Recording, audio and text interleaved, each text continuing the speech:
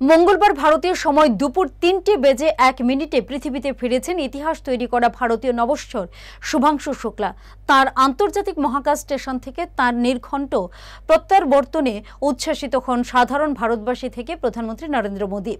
ঘরের ছেলে ঘরে ফেরায় আনন্দাশ্রু দেখা গিয়েছে শুভাংশুর মা বাবার চোখে।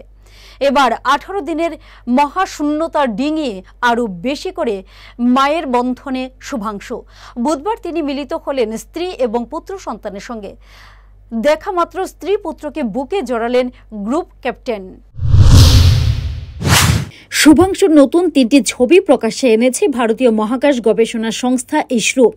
এই ছবিগুলিতে স্ত্রী কামনা শুক্লা এবং 6 বছরের পুত্র সন্তান কিয়াসের সঙ্গে দেখা গিয়েছে ভারতীয় নভশ্চরকে।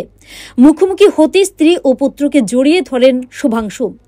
এক্স হ্যান্ডেলে ছবিগুলির ক্যাপশনে লেখা হয়েছে, মহাকাশ থেকে ফিরে পরিবারের সঙ্গে মিলিত হলেন জিপি ক্যাপ্টেন শুভাংশু শুক্লা।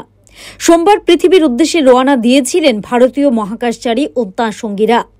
মঙ্গলবার নির্ঘণ্ট মেনে ফেরেন তারা। একেবারে ঘড়ি মিলিয়ে প্রশান্ত মহাসাগরের নামে তার ক্যাপসুল। এর প্রায় 50 মিনিট পর হ্যাচ খুলে শুভাংশুদের ক্যাপসুল থেকে বের করা হয়।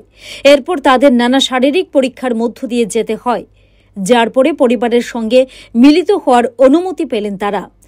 জানা গিয়েছে শুভাংশুর সহ যাত্রীরাও একে একে দেশে ফিরতে শুরু করেছেন। 26 জুন ইতিহাস তৈরি করেন ভারতীয় নভশ্চর শুভাংশু শুক্লা।